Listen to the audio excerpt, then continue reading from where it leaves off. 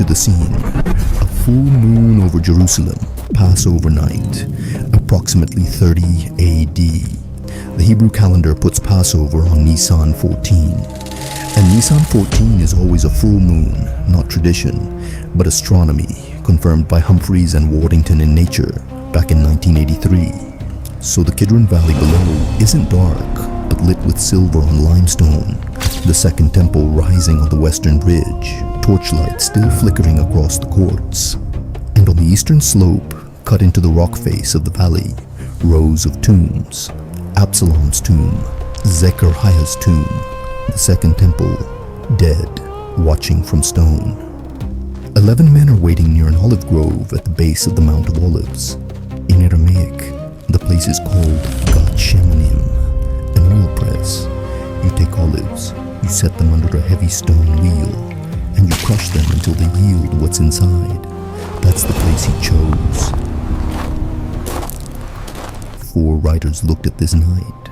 They were there, or they knew the ones who were, and they didn't tell the same story, not in minor details like where the torches were or how many soldiers came, but in the fundamental portrait of the man at the center of it. One account shows a man so distressed that the Greek words chosen for his condition are the strongest available in that language, for alarmed, disoriented shock. But open John's account of this same night, and there's no prayer, no agony, no ground. He steps forward, speaks 2 words, and somewhere between 200 and 600 soldiers fall backward. Same man, same hour. Both portraits are in your Bible. The question isn't which gospel got it right. The question is what it means that both did. Raymond Brown spent a decade with the Passion narratives, tracking every verse across all 4 gospels, and he treated that contradiction not as a problem to solve, but as a lens to look through. Hold on to that name because it matters later. If you visit the Franciscan garden at the foot of the Mount of Olives tomorrow, you'll walk among 8 ancient olive trees with trunks so thick and gnarled they look almost geological. In 2012, a botanist named Mauro Bernabé and his team at Italy's National Research Council ran carbon-14 dating on the trunk wood, and the results came back medieval, roughly 900 to 1,100 years old. But olive trees don't die cleanly. When you cut the trunk, new growth rises from the root system underneath. Bernabé's team noted this explicitly in their paper.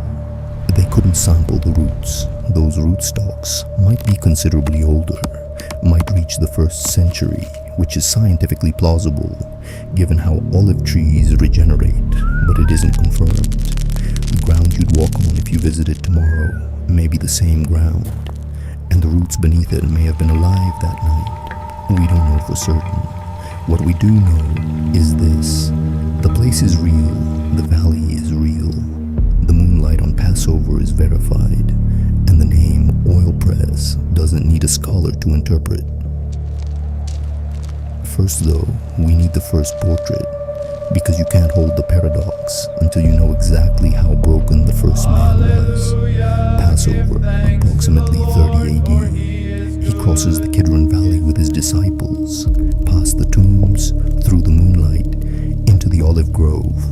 Matthew and Mark both name the place Gethsemane, while Luke doesn't use the name, calling it the Mount of Olives, which is also where he says Jesus spent every night during Passion Week. John calls it a garden across the Kidron. All 4 agree on the geography, but none of them agree on what came after. You might expect the accounts to say he was sad, or grieving, or troubled, something in the register of normal human sorrow before something terrible, but that isn't what the Greek says.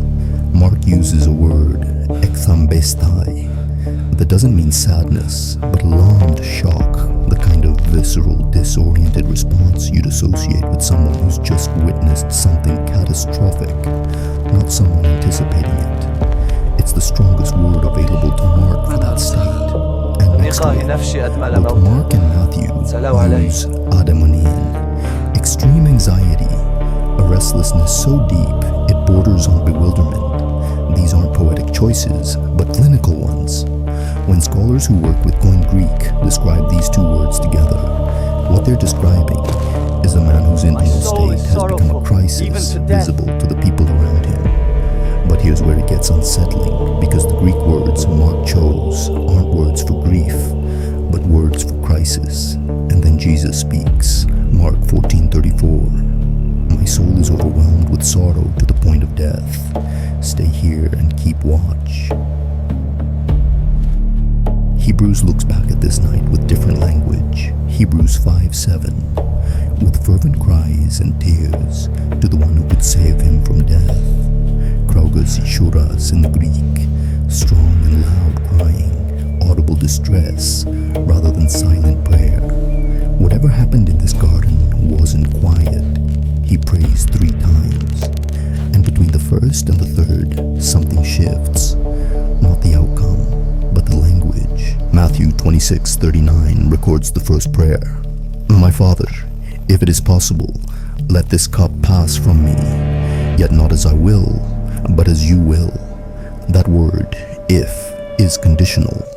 The cup he's referencing carries weight from Isaiah 51 and Psalm 75, where the cup is the cup of divine judgment, the full measure of what must be borne. He's asking for another way, asking if there is one. And in Mark's version of this first prayer, there's a word that doesn't appear anywhere else in the Synoptic Gospels in this context. Abba, an Aramaic word for father, intimate and familial. Joachim Jeremias was a German scholar who spent much of his career studying Jesus' prayer language. In the 1960s, he argued this address was unprecedented in Jewish prayer. No one in the surviving literature, he said, addressed God this way. James Barr pushed back 20 years later, pointing out that Abba wasn't exclusively a child's word. Adults used it too in family settings. The debate between them is real, but both sides agree on this much. The address was distinctive, and Jesus used it here, the most intimate word he knew for God, at the moment of maximum desperation. Mark 14:36. Abba, Father, everything is possible for you. Take this cup from me. What strikes me about the Abba address isn't the intimacy, it's the timing. Most people reach for formal language when they're desperate. He reached for the most informal word he knew. By the third prayer, Matthew 26:44, the conditional is gone. My Father, if this cannot pass unless I drink it, may your will be done. The language has moved from negotiation to acceptance, from if it is possible to may your will be done. The prayers themselves tell the story, not as a poet's device, but as documentation of a man arriving at a decision that cost him everything the human part of him wanted to refuse. He asked 3 times. He got up anyway. But there's one detail from this night that no one else recorded. Only one writer noticed it, and that writer had a reason to notice. Luke doesn't use the name Gethsemane, but calls it the Mount of Olives. And Luke is the one writer in the gospel tradition identified as a physician. That identification comes from Colossians 4:14, where Paul calls him the beloved physician. Whether Luke was present at the garden or drawing on testimony from those who were, what he recorded next is something the other 3 writers didn't include. Luke 22:44. His sweat became like drops of blood falling to the ground. The Greek matters here because Hosei thromboi hematos uses Hosei, a simile marker meaning like or as if. So what the text actually says is that his sweat was like drops of blood, not that it was blood, and that distinction matters both medically and theologically. There's a condition called hematidrosis, documented in medical literature, including a 1986 article in the Journal of the American Medical Association by Edwards Gable and Hosmer, and later by forensic pathologist Frederick Zugibe. Under extreme physiological stress, severe fear, the kind of autonomic overload that precedes anticipated violence, subcutaneous capillaries near the sweat glands can rupture. blood seeps into the sweat. It's rare. It's real. A physician noticed something that modern medicine has a name for. But whether Jesus experienced hematidrosis specifically is theological and textual interpretation, not a verified medical fact. The medical phenomenon exists, and its application to this passage involves a chain of assumptions, two separate claims that need to stay separate. One more thing about Luke 22:43-44. The angel strengthening Jesus and the blood sweat. These two verses are absent from Papyrus 75 and Codex Vaticanus, two of the earliest and most reliable Greek manuscripts we've got. And textual critics, including Bruce Metzger, consider these verses a possible later addition to Luke's Gospel. That debate isn't settled, but if Luke did write them, what he recorded was a physician's observation of a phenomenon he had clinical reason to recognize. Even without the blood sweat, though, the portrait is complete, because then we see where everyone else was. Luke 22:45. The disciples are asleep. And here's where Luke does something most treatments of this scene miss entirely. He doesn't frame their sleeping as failure or irony, but gives a diagnosis: sleeping from sorrow. Apotes lupes in the Greek, meaning from grief, the kind of exhaustion that takes your body when grief becomes too heavy for consciousness to hold. Luke isn't condemning them, but explaining them. 3 prayers upward, 3 returns to find silence. No answer from above that changed anything. No witness below, because they were unconscious from grief. He was entirely alone with what was being asked of him. Hebrews says he was heard. Hebrews 5:7 again. He offered up prayers and petitions with fervent cries and tears to the one who could save him from death, and he was heard because of his reverent submission. He was heard, but the cup didn't pass. Those two realities sit next to each other in the text, and the text doesn't resolve them. He cried out, and God heard, and the answer wasn't removal, but presence through what couldn't be removed. 3 prayers on the ground, medical distress that a physician noticed, an intimate address to God that hasn't been equaled in its desperation, disciples asleep from grief rather than indifference, no answer that changed the outcome. That is the man Matthew and Mark and Luke show you. Wake up! And then there is John. The hour has come.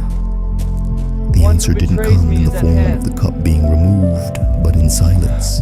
He stood up, woke the disciples, and Mark records what he said: "Rise, let us go. Here comes my betrayer." That's the last frame of the synoptic portrait. A man who asked 3 times, heard nothing that changed the outcome, and got up anyway, walking toward the torches.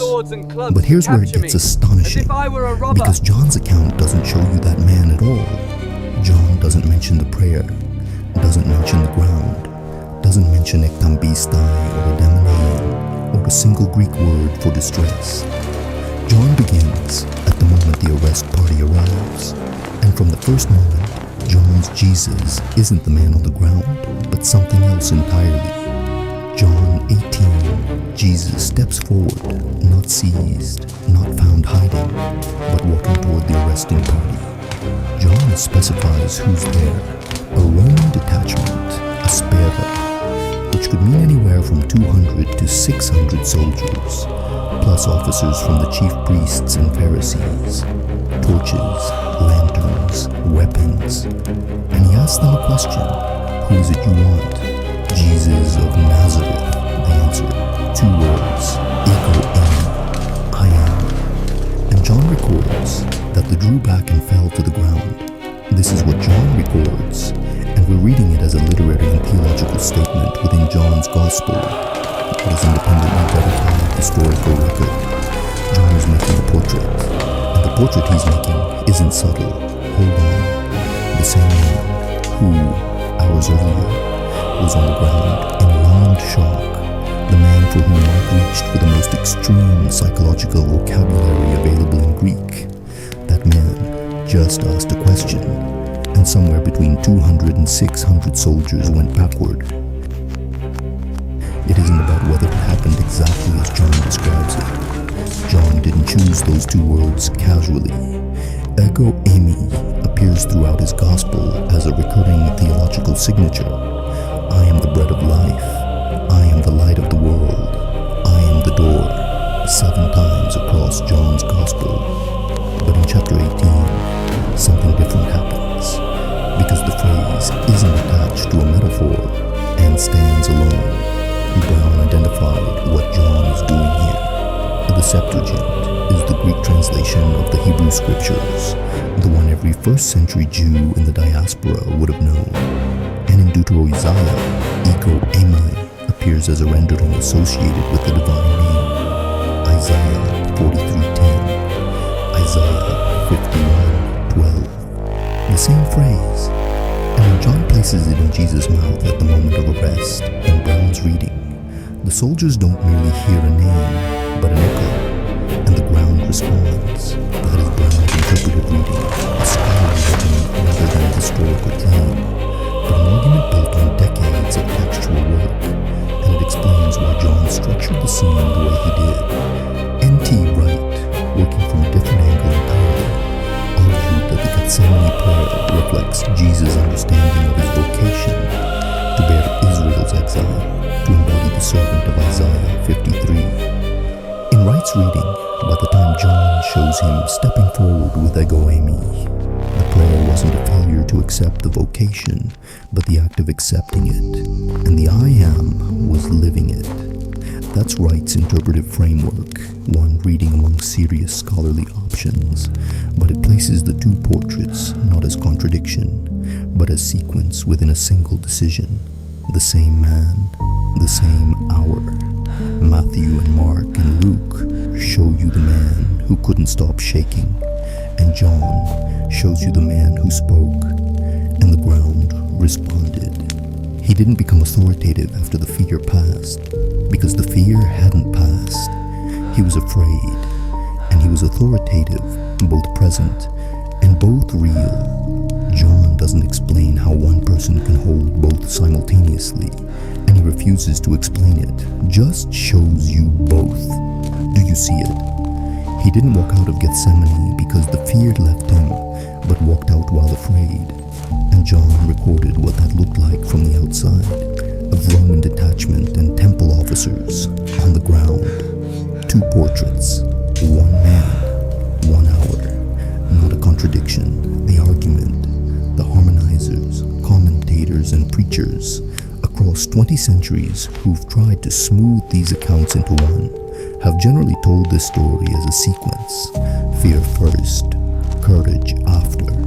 The prayer breaks you down, and then you stand up stronger. But John doesn't give you a sequence. John gives you a portrait of a man who, within the same hours that Matthew and Mark show the prayer, steps forward and says, I am, and the arresting party falls. He wasn't brave because the feder had finished, and he wasn't authorized because the vulnerability had passed. The synoptic portrait and the Johannine portrait aren't 2 phases of the same event, but 2 simultaneous truths about the same person. That is the argument. I don't know how that's possible for a human being to hold. I do know that John thought it was what actually happened, and I know that the Greek words in Mark and Matthew don't leave room for softening the first portrait. Both are exact, both are present, and the paradox is the point. And if that's true, if he was both broken and authorized in the same hour, then the permission this garden offers is something specific. When I first worked through this passage carefully, and I mean carefully, sitting with the Greek and with Brown and Wright, and the text critical notes on Luke 22:43, what stopped me wasn't the soldiers falling, but the simultaneity. He wasn't afraid and then brave. He was afraid simultaneously, not formally. The fear and the authority occupied the same body at the same moment, and John's entire literary strategy in chapter 18 depends on the reader knowing the synoptic tradition well enough to feel both portraits pressing against each other inside the same person. That tension isn't an error, but the engine of John's theology. And and sitting with it long enough changed how I read the rest of the Passion. If you've ever been asked to do something that terrified you, if you've ever stood at the edge of something that cost more than you thought you had, and you showed up anyway, not because the fear was gone, but because something else was also true at the same time, then you've been in that garden. You don't have to stop being afraid before you become what you're called to do. He didn't. He was afraid and authorized simultaneously. And the ground in that garden held both. The garden still has a name, oil press, and what it cost him was pressed out of him in that place. What remained, what walked out of that garden and spoke two words that a Roman detachment couldn't stand against, was the same man who had asked 3 times to find another way. If this portrait of Gethsemane means something to you, tell me in the comments which portrait you find harder to hold, the man on the ground or the man who stood up, because I think most of us are more comfortable with one than the other. There's something I want to say about those olive trees before I close, the ones in the Franciscan garden, the ones whose trunks Bernabé dated to the medieval period, but whose root systems his team couldn't sample.